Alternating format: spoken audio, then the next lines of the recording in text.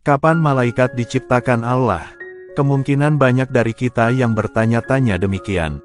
Berikut ini sedikit penjelasannya. Alkitab tidak secara khusus menyebutkan malaikat selama kisah penciptaan di Kejadian 1 hingga 2. Hal ini menimbulkan banyak pertanyaan tentang asal-usul malaikat.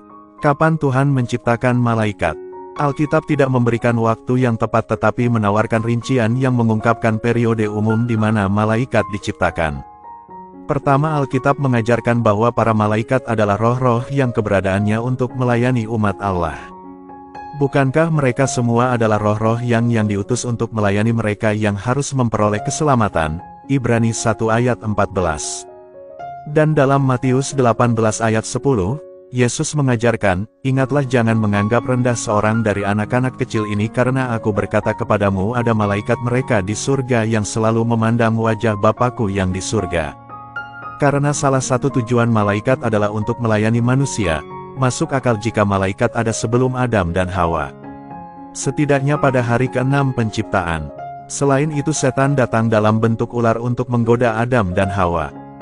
Dalam Kejadian 3 karena setan adalah malaikat yang jatuh Yesaya 14 ayat 13, maka tentu malaikat telah ada sebelum pencobaan ini.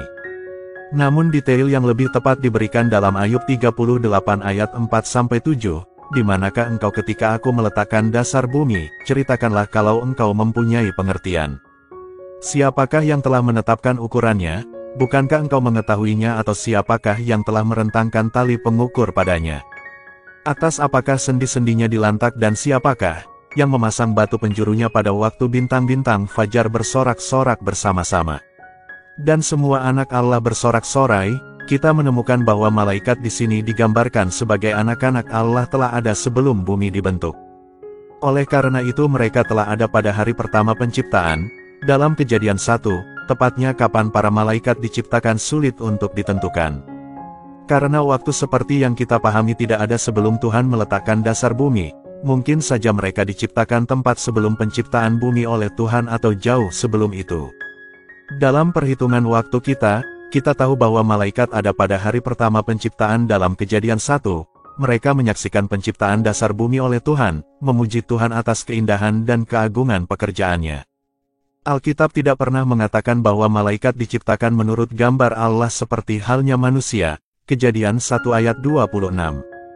Meskipun tampaknya mereka dapat mengambil bentuk fisik, Kejadian 6 ayat 4, baik malaikat yang baik maupun yang jahat adalah makhluk yang diciptakan. Dan mereka tidak memiliki pengetahuan yang tidak terbatas Matius 24 ayat 36, mereka tidak bisa berada di mana-mana sekaligus dan mereka tidak sekuat Tuhan. Setan tetaplah seorang malaikat, dia tidak sekuat Tuhan, pun malaikat jauh lebih kuat daripada manusia dan memiliki pengetahuan yang lebih besar. Malaikat memahami Alkitab dan dunia dan mereka percaya pada nubuatan Allah. Yakobus 2 ayat 19 dan Wahyu 12 ayat 12, bahkan para malaikat yang jatuh yang membenci Tuhan bukanlah ateis, mereka tahu bahwa Tuhan itu ada. Malaikat juga memahami kemanusiaan dengan sangat baik, mereka tidak perlu mempelajari masa lalu karena mereka telah mengalaminya. Jumlah malaikat terbatas dan mereka tidak berkembang biak. Malaikat yang diciptakan pada awal waktu masih bersama Tuhan dan iblis yang jatuh pada awalnya masih jatuh. Hal terpenting yang dapat kita pelajari dari para malaikat kudus adalah ketaatan mereka kepada Allah. 1 Korintus 11 ayat 10 dan pandangan mereka yang benar tentang Dia. Yesaya 6 ayat 3.